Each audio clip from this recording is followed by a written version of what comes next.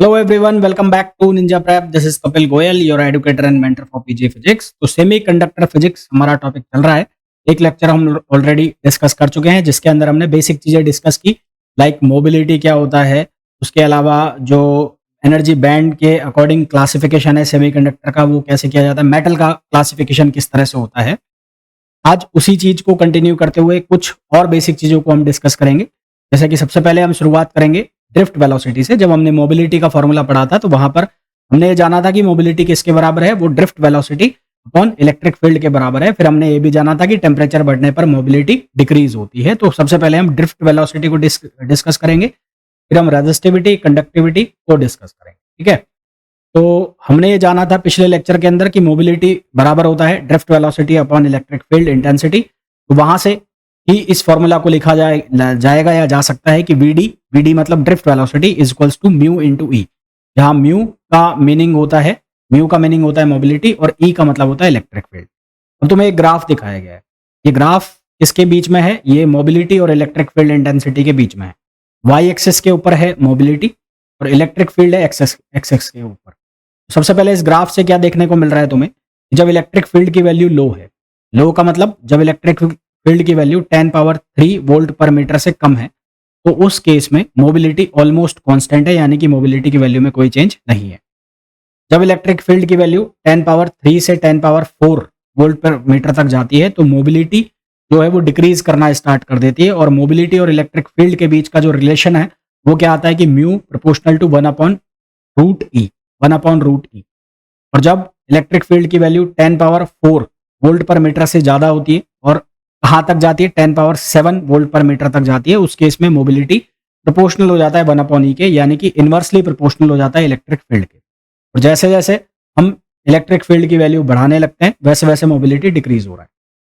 तो यहाँ तीन अलग अलग रीजन में इलेक्ट्रिक फील्ड की और मोबिलिटी की वैल्यू का ड्रिफ्ट वेलोसिटी के ऊपर क्या इफेक्ट पड़ेगा वो हम देखते हैं। तो सबसे पहले हम बात करें small value of electric field की। जब small value of electric field है तो मोबिलिटी क्या है, ऑलमोस्ट कांस्टेंट है। तो मोबिलिटी ऑलमोस्ट कांस्टेंट है तो मोबिलिटी कांस्टेंट हो गया। इलेक्ट्रिक फील्ड बढ़ रहा है, धीरे धीरे बढ़ रहा है, तो यहां पर आपको सीधा सीधा लीनियर रिलेशनशिप देखने को मिलेगा इसके बीच में, ड्रिफ्ट वेलोसिटी और इलेक्ट्रिक फील्ड के बीच में। यानी कि जितना इलेक्ट्रिक फील्ड बढ़ेगा उतनी ही ड्रिफ्ट वेलोसिटी बढ़ेगी पहले केस में, जब स्मॉल इलेक्ट्रिक फील्ड है। स्मॉल इलेक्ट्रिक फील्ड है मतलब म्यू की वैल्यू क्या है, कांस्टेंट है। तो ये तो गई पहले केस की बात। दूसरा केस, जब इलेक्ट्रिक फील्ड की वैल्यू मीडियोकर है, यानी कि 10 पावर 4 से लेके और 10 पावर 7 तक का केस, 10 पावर 3 से लेके 10 पावर 4 तक का केस है, तो उस केस में हम ये देख रहे हैं कि जो मोबिलिटी है वो डिक्रीज कर रहा है। मोबिलिटी क्या कर रहा है, डिक्रीज कर रहा है। मोबिलिटी और ये इलेक्ट्रिक फील्ड है, तो इलेक्ट्रिक फील्ड कर रहा है इंक्रीज और मोबिलिटी कर रहा है डिक्रीज। तो ये इंक्रीज कर रहा है, ये डिक्रीज कर रहा है, तो इसका मतलब ड्रिफ्ट वेलोसिटी की वैल्यू ऑलमोस्ट क्या हो गई, कांस्टेंट हो गई। तो इस केस में जो ड्रिफ्ट वेलोसिटी है वो क्या बन जाता है, ऑलमोस्ट कांस्टेंट बन जाता है। और कांस्टेंट कब बना है, जब इलेक्ट्रिक फील्ड बढ़ रहा है और मोबिलिटी क्या कर रही है, डिक्रीज कर रही है। अब यदि मैं टेम्परेचर को और ज्यादा बढ़ाऊं, टेम्परेचर को बढ़ाऊंगा तो ये मैं ऑलरेडी डिस्कस कर चुका हूं कि मोबिलिटी क्या करेगी, डिक्रीज करेगी। मोबिलिटी डिक्रीज करेगी क्यों, क्योंकि नंबर ऑफ करियर कॉन्सेंट्रेशन क्या होते हैं, बढ़ जाते हैं। नंबर ऑफ करियर कॉन्सेंट्रेशन कैसे बढ़ेंगे, क्योंकि जो कोवेलेंट बॉन्ड है सेमीकंडक्टर में वो ब्रेक होगा, कोवेलेंट बॉन्ड ब्रेक होगा तो जो करियर कॉन्सेंट्रेशन है वो बहुत ज्यादा बढ़ेंगे, है ना। पहले 2 थे, 4 थे, अब हजारों में हो जाएंगे। हजारों में हो जाएंगे तो वो एक दूसरे से क्या करेंगे, टक्कर करेंगे, एक दूसरे से टक्कर करेंगे, जिसकी वजह से कॉलिजन की वजह से, कॉलिजन और स्कैटरिंग की वजह से मोबिलिटी क्या करेगी, डिक्रीज करेगी जब हम टेम्परेचर बढ़ाएंगे। तो जब इलेक्ट्रिक फील्ड की वैल्यू 10 वोल्ट पर मीटर या पर सेंटीमीटर से कम है तो इलेक्ट्रिक फील्ड ऑलमोस्ट कांस्टेंट है। फिर जब इलेक्ट्रिक फील्ड को हमने 10 पावर 3 से 4 तक लेके गए तो म्यू की वैल्यू डिक्रीज करना चालू हुई, और उसके बाद जब हमने उसको और ज्यादा बढ़ाया तो वो उसके इनवर्सली प्रोपोर्शनल हो गई। ये हमें समझ में आ गया क्या, ड्रिफ्ट वेलोसिटी। सबसे पहला केस स्मॉल इलेक्ट्रिक फील्ड, उस केस में मोबिलिटी जो है वो कांस्टेंट है और बीडी और ई के बीच का जो रिलेशन है वो लीनियर है, यानी कि जितना आप इलेक्ट्रिक फील्ड को बढ़ाओगे उतना ही ड्रिफ्ट वेलोसिटी बढ़ेगा। दूसरे केस में जब आपने इलेक्ट्रिक फील्ड को बढ़ाया तो मोबिलिटी डिक्रीज करी, इलेक्ट्रिक फील्ड और मोबिलिटी एक दूसरे को कैंसिल करेंगे तो ड्रिफ्ट वेलोसिटी क्या हो जाएगी, कांस्टेंट हो जाएगी। ठीक है, फिर आता है अगला टर्म रेजिस्टिविटी। रेजिस्टिविटी हमने बहुत अच्छे से पढ़ा है कि हमारे पास आर जो होता है वो क्या होता है, आर की वैल्यू होती है हमारे पास rho L upon A. R की वैल्यू क्या होती है, रो एल अपॉन ए, जहां आर क्या होता है रेजिस्टिविटी, एल होता है लेंथ और ए होता है एरिया। ये हमने फॉर्मूला बचपन में पढ़ा हुआ है, हमारी जूनियर क्लासेस के अंदर भी पढ़ा हुआ है। यहाँ जो ये रो होता है, रो, इसको हम बोलते हैं specific resistance of material. Her material के लिए इसकी वैल्यू फिक्स होती है ना। इसकी अलग वैल्यू भी होती है जो मास के ऊपर डिपेंड करती है, पर हर मटेरियल के लिए इसकी वैल्यू अलग अलग होती है। अगर बात करें इसकी यूनिट की, तो इसकी जो यूनिट है वो होती है ओम मीटर, है ना। इसी फॉर्मूला से इसकी यूनिट बनाई जा सकती है ओम मीटर या फिर ओम सेंटीमीटर, अगर आप इसको सीजीएस में लिखना चाहें। मेटल्स के लिए हम ऑलरेडी बात कर चुके हैं कि जो थर्मल एक्सपेंशन कोफिशिएंट होता है या टेम्परेचर कोफिशिएंट होता है उसकी वैल्यू पॉजिटिव होती है। और रेजिस्टेंस के लिए भी हम ये देख चुके हैं कि जब हम मेटल्स की बात करते हैं तो रेजिस्टेंस के लिए जो टेम्परेचर का वेरिएशन है वो इस फॉर्मूला से लिखा जाता है, अल्फा टी। तो हम ये देख रहे हैं कि जो रेजिस्टेंस है वो टेम्परेचर के साथ क्या होगा, इंक्रीज होगा। किसके केस में? मेटल के केस में। क्योंकि आर और रो एक दूसरे के प्रोपोर्शनल है, तो यदि टेम्परेचर बढ़ेगा तो रेजिस्टेंस बढ़ेगा, तो सीधी सी बात है कि रेजिस्टिविटी भी क्या करेगी, इंक्रीज करेगी। जबकि हम सेमीकंडक्टर के केस में बात करें तो सेमीकंडक्टर के केस में हम ऑलरेडी डिस्कस कर चुके हैं कि उसका जो थर्मल एक्सपेंशन कोफिशिएंट है यानी कि उसका टेम्परेचर कोफिशिएंट वो नेगेटिव होता है। मींस कि अगर हम टेम्परेचर बढ़ाएंगे सेमीकंडक्टर का तो उसकी रेजिस्टिविटी या उसका रेजिस्टेंस दोनों क्या करेंगे, डिक्रीज करेंगे। तो सेमीकंडक्टर के केस में उसका जो रेजिस्टेंस है वो टेम्परेचर बढ़ने के साथ क्या करता है, वो डिक्रीज करता है। ठीक है। फिर कंडक्टिविटी एक टर्म होता है। कंडक्टिविटी क्या होता है? रेजिस्टिविटी का रेसिप्रोकल होता है। कंडक्टिविटी रेजिस्टिविटी का रेसिप्रोकल होता है। इसको शो करते हैं सिग्मा से, और सिग्मा बराबर होता है 1/ρ। अब इसकी जो यूनिट होगी वो रेजिस्टिविटी के रेसिप्रोकल हो जाएगी, क्योंकि एक दूसरे के रेसिप्रोकल है। तो इसकी जो यूनिट हो जाएगी वो हो जाएगी 1/ओम मीटर, जिसको कि हम क्या लिखते हैं, महो, है ना, महो पर मीटर, जिसको हम क्या लिखते हैं, महो मीटर। और इसको हम साइमन्स भी लिखते हैं। कई बार ये ऑब्जेक्टिव क्वेश्चन पूछ लिया जाता है कि which one of the following is unit, Simon is the unit of. Simon किसकी यूनिट होती है? तो वो किसकी यूनिट होती है? कंडक्टिविटी की यूनिट होती है। कंडक्टिविटी हमें और क्या बताती है? किसी भी मेटल के अंदर, किसी भी मटेरियल के अंदर उसकी करंट कैरिंग कैपेसिटी जो है वो किससे बताई जाती है? कंडक्टिविटी से बताई जाती है। कंडक्टिविटी को यदि फॉर्मूला के अकॉर्डिंग में को शो करना हो, कंडक्टिविटी 3 चीजों से मिलकर बनी है।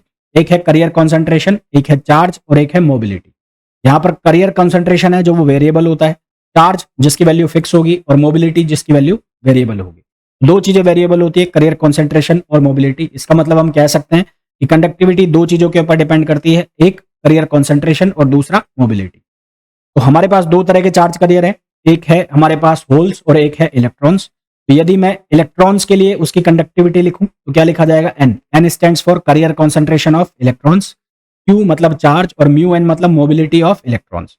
इसी तरह अगर मैं होल्स के लिए लिखूं तो इसको लिखूंगा मैं P Q mu P, where P is carrier concentration for holes, mu P is mobility of holes. तो जैसा कि मैंने कहा कंडक्टिविटी दो चीजों पर डिपेंड करेगी, एक करेगा करियर कॉन्सेंट्रेशन और एक करेगा किसके? Mobility of charge carrier. तो हमारे पास दो तरह के मटेरियल है, एक है मेटल और एक है सेमीकंडक्टर। इंसुलेटर के केस में तो करंट का फ्लो ही नहीं हो रहा, तो उसका तो हम डिस्कस करना ही मतलब ही नहीं है कोई। तो मेटल यानी कि यूनिपोलर। यूनिपोलर का मतलब हुआ जिसके अंदर जो करंट का फ्लो है वो एक ही तरह के चार्ज करियर की वजह से हो रहा है, वो है यूनिपोलर। बाइपोलर का मतलब है जिसके अंदर करंट का फ्लो दो तरह के चार्ज करियर की वजह से हो रहा है, that is known as bipolar.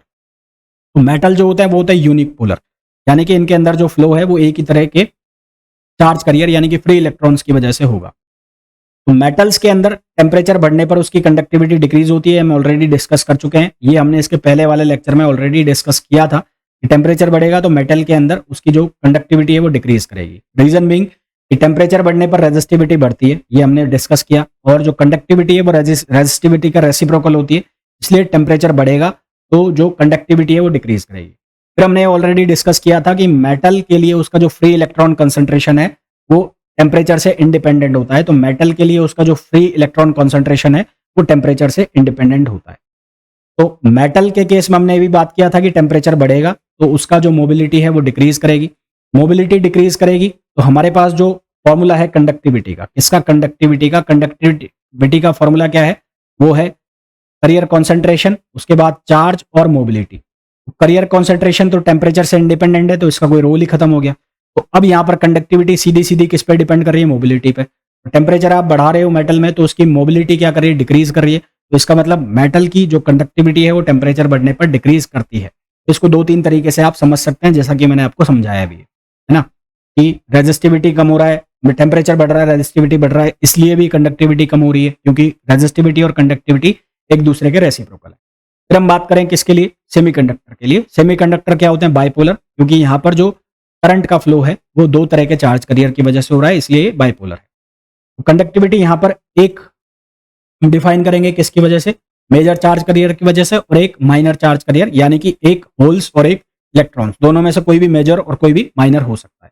तो सबसे पहले अगर मैं इलेक्ट्रॉन्स की वजह से कंडक्टिविटी को डिफाइन करूं तो उसको लिखूंगा sigma N equals to N N. N N का मतलब हो जाएगा कंसंट्रेशन ऑफ इलेक्ट्रॉन्स, क्यू मतलब उसका चार्ज, और म्यू एन मतलब मोबिलिटी ऑफ इलेक्ट्रॉन्स। सिमिलरली अगर मैं होल्स के लिए लिखूं तो इसको लिखा जाएगा एन पी, क्यू और म्यू पी। तो अगर मेरे को एक सेमी कंडक्टर के लिए कंडक्टिविटी लिखना हो तो वो टोटल कंडक्टिविटी दोनों का समेशन होगी, यानी कि इलेक्ट्रॉन्स की कंडक्टिविटी और होल्स की कंडक्टिविटी का समेशन। तो इसको क्या लिखा जाएगा, यहां से क्यू कॉमन आ जाएगा, ये हो जाएगा mu N N N plus mu P और एन पी, म्यू पी और एन पी। ये क्या हो जाएगी, सेमी कंडक्टर की कंडक्टिविटी। अब हमने ये पढ़ा है कि सेमी कंडक्टर के केस में टेम्परेचर बढ़ाने पर उसकी कंडक्टिविटी बढ़ती है। क्यों, क्योंकि उसका जो कोवेलेंट बॉन्ड है वो ब्रेक करते हैं, कोवेलेंट बॉन्ड ब्रेक करते हैं, तो वहां पर जो उसकी कंडक्टिविटी है वो बढ़ती है। ब्रेक करेंगे तो जो वैलेंस बैंड से इलेक्ट्रॉन्स हैं वो निकल कर कहाँ भाग जाएंगे, कंडक्शन बैंड में भाग जाएंगे, इसलिए उसकी जो कंडक्टिविटी है वो बढ़ेगी, जबकि मोबिलिटी है जो उसकी वो क्या करती है, डिक्रीज करती है। और अब ये बहुत अच्छे से जानते हैं कि जो होल्स हैं उनकी कंडक्टिविटी ज्यादा डिक्रीज करती है, उनकी जो मोबिलिटी ज्यादा डिक्रीज करती है टेम्परेचर बढ़ने पर इन कंपेरिजन टू इलेक्ट्रॉन्स। तो क्योंकि यहाँ पर रीजन भी मैंने दिया है, क्योंकि सेमीकंडक्टर के केस में टेम्परेचर हम बढ़ाते हैं तो मोबिलिटी जो चार्ज करियर की वो डिक्रीज होती है। तो मोबिलिटी डिक्रीज होगी तो this will slightly reduce the conductivity, but at the same time due to thermal energy of large number of covalent bond, large number of covalent bonds जो हैं वो ब्रेक होते हैं, जिससे जो चार्ज कॉन्सेंट्रेशन है, करियर कॉन्सेंट्रेशन है वो बढ़ जाता है। और हमने ये देखा है कि जो सिग्मा यानी कि कंडक्टिविटी है वो किसके प्रोपोर्शनल है, वो करियर कॉन्सेंट्रेशन, फिर चार्ज, और फिर क्या आ रहा है, मोबिलिटी। करियर कॉन्सेंट्रेशन यहाँ पर डोमिनेट कर जाता है किसके ऊपर, मोबिलिटी के ऊपर। इसलिए किसके केस में, सेमीकंडक्टर के केस में जब हम टेम्परेचर बढ़ाते हैं तो कंडक्टिविटी बढ़ जाती है। हालांकि मोबिलिटी से देखोगे तो मोबिलिटी तो घट रही है टेम्परेचर बढ़ने पर, है ना, पर करियर कॉन्सेंट्रेशन बहुत ज्यादा बढ़ जाता है मोबिलिटी के कंपेरिजन में, इसलिए करियर कॉन्सेंट्रेशन डोमिनेट करता है मोबिलिटी के कंपेरिजन में और कंडक्टिविटी बढ़ जाती है। तो अगर हम सेमीकंडक्टर की बात करें, स्पेशली सेमीकंडक्टर की, तो सेमीकंडक्टर के केस में जो करियर कॉन्सेंट्रेशन है या जो कंडक्टिविटी है वो मेनली डिपेंड करती है किसके ऊपर, career concentration. Conductivity mainly depend करती है करियर कॉन्सेंट्रेशन के ऊपर। फिर उसके बाद एक टर्म आता है करंट डेंसिटी। करंट डेंसिटी को हम डिफाइन करते हैं जे इक्वल्स टू होता है आई अपॉन ए, ampere per metre square. Conductivity के फॉर्म में भी हम लोगों ने हमारी जूनियर क्लासेस में फॉर्मूला पढ़ा हुआ है, कंडक्टिविटी, इलेक्ट्रिक फील्ड और करंट डेंसिटी के बीच में रिलेशन होता है जे इक्वल्स टू सिग्मा ए। यहां से इन दोनों का यूज करके हम एक फॉर्मूला बना सकते हैं फॉर मेटल्स। जो फॉर्मूला है वो क्या लिखा जाएगा, एन का मतलब है carrier concentration, Q mu N E. ये मैंने किसकी वैल्यू डाल दी, ये कंडक्टिविटी की वैल्यू डाल दी, N q mu N into E. तो ये इसका फॉर्मूला हो गया मेटल्स के लिए करंट डेंसिटी का। जबकि सेमीकंडक्टर में दो तरह के आएंगे, एक आएगा होल्स और एक आएगा इलेक्ट्रॉन, इसलिए एक बार बन गया इलेक्ट्रॉन्स के लिए और एक बार बन गया होल्स के लिए। इसी तरह से एक इक्वेशन होती है आइंस्टीन इक्वेशन। आइंस्टीन इक्वेशन होती है डिफ्यूजन कॉफिशिएंट और मोबिलिटी का रेशो। ये जो डी है ये डी कहलाता है डिफ्यूजन कॉफिशिएंट। डी एन का मतलब है इलेक्ट्रॉन का डिफ्यूजन कॉफिशिएंट और डीपी का मतलब है होल्स का diffusion coefficient. D N upon mu N equals to D P upon mu P equals to V T. V T का मतलब होता है थर्मल वोल्टेज, और ये थर्मल वोल्टेज हम जानते हैं कितनी होती है, 11,600। तो यहां से अगर मैं ऐसा भी लिखना चाहूं कि D N upon mu N equals to D P upon mu P equals to T या प्रोपोर्शनल टू टी, तो हम लिख सकते हैं, क्योंकि यहां से वीटी की वैल्यू को मैंने चेंज कर दिया।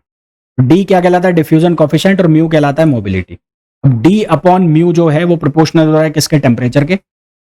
डी अपॉन म्यू की जो यूनिट होती है वो होती है वोल्ट, और इसका अगर उल्टा लिखूं यानी कि मोबिलिटी और डिफ्यूजन कॉफिशिएंट, इसकी यूनिट होती है वोल्ट पावर -1। डिफ्यूजन कॉफिशिएंट जो है वो टेम्परेचर से इंडिपेंडेंट रहता है। रीजन बीइंग, क्योंकि जब हम टेम्परेचर बढ़ाएंगे तो म्यू की वैल्यू क्या होती है, डिक्रीज होती है, जबकि थर्मल वोल्टेज की वैल्यू इंक्रीज होती है। ये दोनों को एक दूसरे को क्या कर देते हैं, कैंसिल। भाई एग्जैक्टली तो यही लिखा हुआ है ना, D equals to mu V T, D equals to mu V T. तो जब आप टेम्परेचर को बढ़ाओगे तो म्यू की जो वैल्यू है वो डिक्रीज करेगी, जब आप टेम्परेचर को बढ़ा रहे हो तो वी डी की वैल्यू इंक्रीज कर रही है, तो एक दूसरे को कैंसिल करेंगे। इसलिए डिफ्यूजन कोफिशिएंट जो है वो टेम्परेचर से इंडिपेंडेंट रहता है। ये वन लाइनर क्वेश्चन में जाता है, ये वन लाइनर क्वेश्चन हो गया, ठीक है। इसी तरह से ये जो फॉर्मूला हैं सारे, ये वन लाइनर क्वेश्चन हो गए। फिर यहाँ पर ये वन लाइनर क्वेश्चन हो गया कि सेमीकंडक्टर की जो कंडक्टिविटी है वो मेनली किस पे डिपेंड करती है। तो ये वन लाइनर क्वेश्चन हो गया कि मेटल की जो कंडक्टिविटी है वो मेनली किस पर डिपेंड करती है। तो ये सारे वन लाइनर क्वेश्चन यहाँ से बन जाते हैं। फिर उसके बाद हमारे पास यहाँ पर एक टर्म आता है करंट फ्लो। तो सेमीकंडक्टर के अंदर जो करंट फ्लो है वो दो तरह के करंट की वजह से फ्लो होता है। एक होता है ड्रिफ्ट करंट और एक होता है डिफ्यूजन करंट। एक होता है ड्रिफ्ट करंट और एक होता है diffusion current. Diffusion basically high मास कंसंट्रेशन से लो मास कंसंट्रेशन की तरफ जब चार्ज कैरियर का फ्लो होता है तो उसकी वजह से आता है drift current, sorry diffusion current. Drift current कब आता है? जब ऑपोजिट डायरेक्शन में इलेक्ट्रॉन फ्लो करते हैं, इलेक्ट्रिक फील्ड के ऑपोजिट डायरेक्शन में इलेक्ट्रॉन फ्लो करते हैं तो उसकी वजह से आता है ड्रिफ्ट करंट। सबसे पहले हम डिस्कस करेंगे ड्रिफ्ट करंट। तो ड्रिफ्ट करंट का मतलब क्या हो गया? Flow of current through a material और device under the influence of field intensity. Under the influence of field intensity is known as drift current. तो ड्रिफ्ट करंट की डेंसिटी जो हमने पीछे फॉर्मूला लिखे, यहां पर ये इलेक्ट्रॉन्स के लिए Q N mu N E और ये होल्स के लिए Q P mu P E. ये फॉर्मूला मैं ऑलरेडी आपको बता चुका हूं। तो ये जो है किसके लिए मैं लिख रहा हूं? ड्रिफ्ट करंट के लिए लिख रहा हूं। तो म्यू जो है वो किसके इक्वल होता है? वी डी अपॉन ई। तो यहां से जो म्यू की वैल्यू है, ये म्यू की वैल्यू, उसको रिप्लेस कर सकते हैं, वी डी अपॉन ई लिख सकते हैं। तो यहां बन जाएगा वी डी एन और यहां बन जाएगा वी डी पी। यानी कि ड्रिफ्ट वेलोसिटी इलेक्ट्रॉन के लिए, ड्रिफ्ट वेलोसिटी इसके लिए, होल्स के लिए। फिर एक इंपॉर्टेंट लॉ आता है जिसको हम कहते हैं mass action law. Mass action law ये बताता है हमें कि थर्मल इक्विलिब्रियम की कंडीशन में, किसमें? थर्मल इक्विलिब्रियम की कंडीशन में इलेक्ट्रॉन्स और होल्स का जो मल्टीप्लिकेशन है, इलेक्ट्रॉन्स, नंबर ऑफ इलेक्ट्रॉन्स और होल्स का जो मल्टीप्लिकेशन है वो बराबर होता है करियर कॉन्सेंट्रेशन के स्क्वायर के। जो चार्ज करियर कॉन्सेंट्रेशन होता है उसके स्क्वायर के बराबर होता है। और ये जो चार्ज करियर कॉन्सेंट्रेशन होता है ये इंट्रिंसिक सेमीकंडक्टर के लिए होता है। हालांकि ये दो लॉ जो है वो दोनों के लिए वैलिड होता है, इंट्रिंसिक सेमीकंडक्टर और एक्सट्रिंसिक सेमीकंडक्टर दोनों के लिए। इंट्रिंसिक सेमीकंडक्टर का मतलब क्या होता है? ऐसे सेमीकंडक्टर जो कि प्योर सेमीकंडक्टर होते हैं उसको हम कहते हैं इंट्रिंसिक सेमीकंडक्टर। और एक्सट्रिंसिक सेमीकंडक्टर मतलब जो इम्प्योर जो सेमीकंडक्टर होते हैं उसको हम कहते हैं extrinsic semiconductor.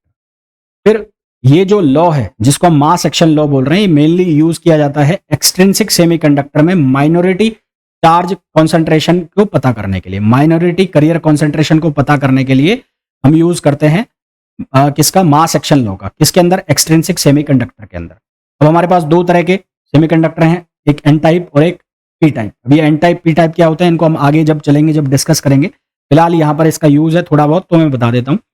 N type semiconductor होते हैं जो उनमें मेजॉरिटी चार्ज करियर कौन होते हैं? इलेक्ट्रॉन होते हैं। और जो माइनॉरिटी चार्ज करियर होते हैं वो होते हैं होल्स। अब मास एक्शन लॉ का जो यूज है वो किस लिए है कि एक्सट्रिंसिक सेमीकंडक्टर के अंदर हमें माइनर चार्ज करियर कॉन्सेंट्रेशन का पता करना है। तो हमारा जो लॉ है मास एक्शन लॉ वो क्या है? N into P equals to N I square. तो माइनॉरिटी करियर कॉन्सेंट्रेशन का हमें पता करना है, माइनॉरिटी करियर्स ऑफ होल्स पता करना है। ये आ जाएगा P N. P N equals to हो जाएगा N I square upon N N. N I square upon N N, यहाँ एन एन जो है वो किसके इक्वल हो गया? N D. एन डी को हम क्या कहते हैं? Donor concentration. डोनर मतलब जो ज्यादा है वो डोनर है, डोनर कॉन्सेंट्रेशन हो गया ये।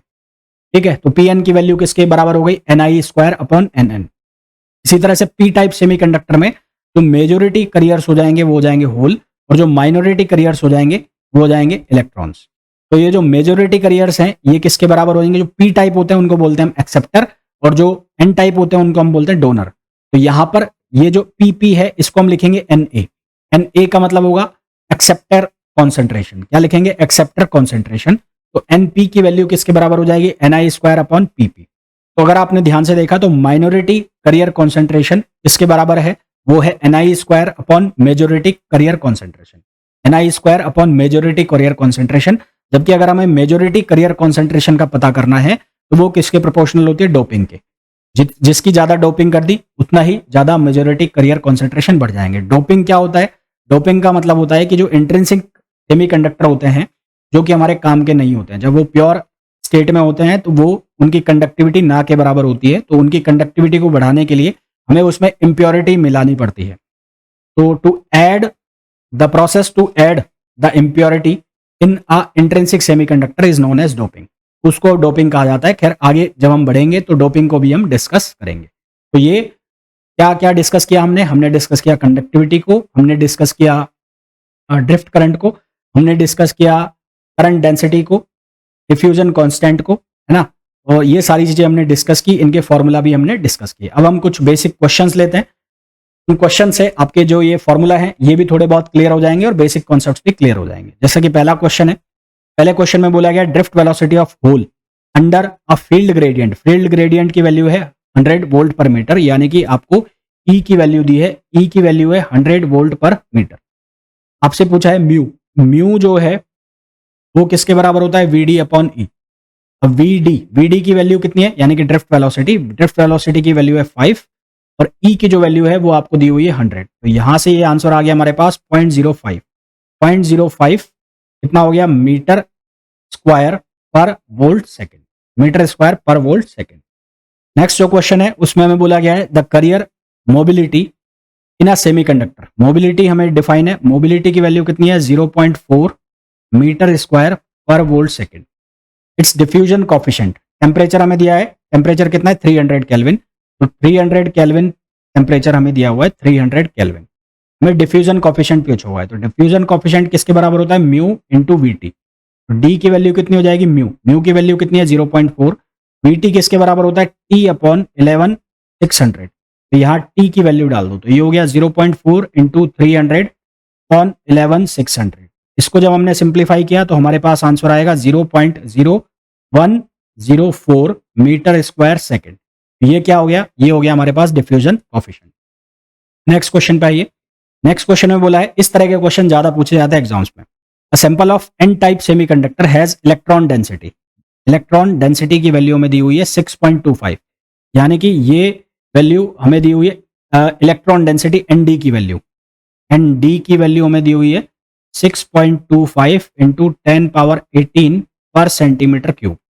If intrinsic career concentration, intrinsic career concentration यानी कि एनआई, एनआई की वैल्यू हमें दी है 2.5 इंटू 10 पावर 13 पर सेंटीमीटर क्यूब। तो होल्स का कॉन्सेंट्रेशन निकालना है, तो हमारा formula P I equals to N I square upon N D. ये फॉर्मूला का सिर्फ यूज करना है, वैल्यू डालनी है, आंसर निकालना है। एन आई की वैल्यू कितनी हो गई 2.5 इंटू 10 पावर 13, इसका करना है स्क्वायर, और एन डी की जो वैल्यू है वो हो गई 6.25 इंटू 10 पावर 18, 6.25 इंटू 10 पावर 18। ये फॉर्मूला का हम यूज करेंगे, एक मिनट रुकना, 10 पावर 18 इस फॉर्मूला का यूज करोगे तो यहां से स्क्वायर करोगे तो 6.25 हो जाएगा, तो ये हो जाएगा 13 दूनी 26, तो 10 पावर 26 अपॉन 10 पावर 18, इसको माइनस करोगे यहां से आंसर आ जाएगा 10 पावर 8 पर सेंटीमीटर क्यूब, 10 पावर 8 पर सेंटीमीटर क्यूब, ये आंसर आ गया। नेक्स्ट क्वेश्चन पे आइए। नेक्स्ट क्वेश्चन में बोला है अ semiconductor water wafer, semiconductor wafer is 0.5 mm thick. तो इसकी थिकनेस कितनी है 0.5 mm, यानी कि डी की वैल्यू हमें दी है। Potential of 100 millivolt is applied. तो सबसे पहले यहाँ पर इलेक्ट्रिक फील्ड आप निकाल लो, तो इलेक्ट्रिक फील्ड होता है वी अपॉन डी ना, वी अपॉन डी। तो इलेक्ट्रिक फील्ड कितना है, वोल्टेज कितना है 100 मिली वोल्ट, इसको डिवाइड कर दो किससे 0.5 mm से, तो यहां से हमारे पास इलेक्ट्रिक फील्ड आ जाएगा, और इलेक्ट्रिक फील्ड आ जाएगा हमारे पास 200, तो ये आ जाएगा 200 वोल्ट पर मीटर। ये किसकी वैल्यू आ गई, इलेक्ट्रिक फील्ड की। मैं बोला है what is the electron drift velocity if the mobility is 0.2। Mobility की जो वैल्यू है, मोबिलिटी की वैल्यू वो दी हुई है 0.2। इलेक्ट्रॉन ड्रिफ्ट वेलोसिटी पूछा है, तो वी डी इक्वल्स टू हो जाएगा म्यू इंटू ई। तो म्यू की वैल्यू है 0.2 और ई की जो वैल्यू है वो है 200। तो यहां से हमारे पास आंसर आ जाएगा, ये आ जाएगा 40 मीटर पर सेकेंड। फिर हमें निकालना है how much time is required. तो टाइम जो है वो किसके बराबर होता है, डिस्टेंस अपॉन वेलोसिटी। टाइम की वैल्यू किसके बराबर होती है, डिस्टेंस अपॉन वेलोसिटी। तो डिस्टेंस जो है वो कितनी है 0.5, तो mm 0.5 इंटू ये हो गया 10 पावर -3। वेलोसिटी कितनी आ गई, वेलोसिटी आ गई 40 मीटर पर सेकेंड। यहां से हमारे पास आंसर आएगा 12.5 म्यू सेकेंड्स, 12.5 म्यू सेकेंड। ये हमारे पास क्या आ जाएगा, टाइम आ जाएगा। ठीक है, नेक्स्ट क्वेश्चन पे आइए। नेक्स्ट क्वेश्चन में बोला है find the conductivity and resistivity of pure germanium. अब जर्मेनियम क्या है, सेमीकंडक्टर एट रूम टेम्परेचर। मैंने आपको ये बताया था कि अगर टेम्परेचर गिवन ना हो, रूम टेम्परेचर लिखा है, इसका मतलब टेम्परेचर कितना हो गया 300 केल्विन हो गया।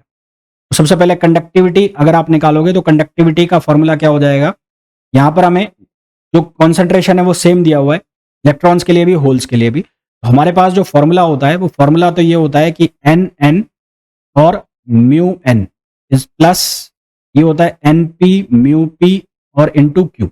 अब क्योंकि यहाँ पर दोनों का जो करियर कॉन्सेंट्रेशन है वो सेम दे रखा है, इलेक्ट्रॉन्स का भी और होल्स का भी, तो एन को मैंने कॉमन ले लिया, एन क्यू, और ये हो गया mu N plus mu P. अब आपको क्या करना है, यहाँ पर वैल्यू डालनी है। एन की वैल्यू कितनी है, 2.5 है, 2.5 इंटू 10 पावर 3। क्यू की वैल्यू कितनी हो जाएगी, क्यू की वैल्यू हो जाएगी 1.6 इंटू 10 पावर माइनस 19। फिर आपको म्यू एन की वैल्यू दी हुई है, म्यू एन की वैल्यू है 3800, ये सेंटीमीटर स्क्वायर में, इसको आपको कन्वर्ट करना पड़ेगा ना। इसको किस में, ये सब कुछ ही सेंटीमीटर में तो कन्वर्ट करने की जरूरत नहीं है, और ये भी इसमें 1800, तो ये म्यू पी हो गया। इसको यहाँ से सॉल्व करेंगे तो हमारे पास जो वैल्यू आएगी वो आएगी 0.0224 महो पर सेंटीमीटर। अब हमें क्या निकालना है, रेजिस्टिविटी। तो रेजिस्टिविटी बराबर होता है 1/ρ, सिग्मा बराबर होता है 1/ρ। तो यहां से सिग्मा जो है, सिग्मा इज इक्वल्स टू होता है 1/ρ, रो की वैल्यू हो जाएगी 1/σ। तो यहां से हम वैल्यू निकाल लेंगे किसकी, रेजिस्टिविटी की। ठीक है, तो ये भी आप कर सकते हैं, ये आप कर लेना, ये मैंने आपको बता दिया होगा कैसे। नेक्स्ट क्वेश्चन पे आइए। नेक्स्ट क्वेश्चन में पूछा है a pure semiconductor SI is doped with acceptor. Acceptor का मतलब पी टाइप की जो सेमीकंडक्टर है वो बनाया जा रहा है। impurities to extent of 4 impurity atoms for every 1 million of atoms, है ना। ये डोपिंग का कॉन्सेंट्रेशन दे रखा है ना, डोपिंग का कॉन्सेंट्रेशन दिया हुआ है। फाइंड इट्स कंडक्टिविटी निकालनी है, तो ये कंडक्टिविटी निकालनी है, पी टाइप का बन रहा है, यहां पर बनेगा म्यू पी, ये बन जाएगा म्यू पी और एन ए एक्सेप्टर हो गया, और ये हो गया क्यू। तो यहां पर हमें म्यू पी चाहिएगा, तो म्यू पी कितना हो गया 500। उसके बाद एन ए की वैल्यू हमें दी हुई है, एन ए की वैल्यू हम निकाल लेंगे। कैसे निकालेंगे, हमें यहां पर टोटल नंबर ऑफ एटम्स दिए हुए हैं, कितने दिए हुए हैं 5 इंटू 10 पावर 22। इसमें इंप्योरिटी कितनी ऐड की जा रही है, impurity 4 impurity atoms for every 1 million, है ना। 4/10 पावर 6, 4/10 पावर 6, और टोटल नंबर ऑफ एटम्स कितने, 5 इंटू 10 पावर 22। ये क्या आ गया, नंबर ऑफ, ये आ गया एक्सेप्टर कॉन्सेंट्रेशन, है ना। ये क्या आ गया, एक्सेप्टर कॉन्सेंट्रेशन। तो ये वैल्यू कितनी हो गई 5 इंटू 10 पावर 22 इंटू 4/10 पावर 6। और उसके बाद Q की वैल्यू आपको डालनी है, Q की वैल्यू कितनी हो जाएगी 1.6 इंटू 10 पावर माइनस 19। तो यहां से हमारे पास जो आंसर आएगा वो कितना आएगा, 20। तो ये एक बार आप निकाल लेना आंसर, मेरे हिसाब से 16 के आसपास ये आंसर आएगा, फिर भी आप चेक कर लेना। यहाँ पर कंफ्यूजन वाला क्वेश्चन क्या हो सकता है कि यहाँ पर म्यू एन की वैल्यू भी दी है। तो सबसे पहले तो आपको ये आइडेंटिफाई करना है, जैसे ही यहाँ पर एक्सेप्टर लिखा, एक्सेप्टर लिखने के साथ ही आपको समझ जाना है कि कौन सा बन रहा है, पी टाइप बन रहा है ना, कौन सा बन रहा है, पी टाइप। इसलिए आपको कंडक्टिविटी भी किसकी निकाल के बतानी है, पी टाइप की निकाल के बतानी है। तो ये लेक्चर के अंदर हमने देखा कि ड्रिफ्ट वेलोसिटी क्या होती है, कंडक्टिविटी क्या होती है, सेमी, उसके बाद हमने ये देखा कि जो डिफ्यूजन कॉफिशिएंट है वो क्या होते हैं, मेटल में कंडक्टिविटी किस तरह से डिपेंड करती है, कैसे वेरी करती है, सेमीकंडक्टर में कंडक्टिविटी किस तरह से वेरी करती है, रेजिस्टिविटी क्या होती है। इसके नेक्स्ट वाले लेक्चर में कुछ बेसिक चीजों को और डिस्कस करेंगे। देन उसके बाद हम मेनली सेमीकंडक्टर के अंदर आ जाएंगे कि सेमीकंडक्टर क्या होता है, इंट्रिंसिक सेमीकंडक्टर क्या होते हैं, एक्सट्रिंसिक सेमीकंडक्टर क्या होते हैं। मिलते हैं नेक्स्ट वीडियो में, till then thank you, bye bye.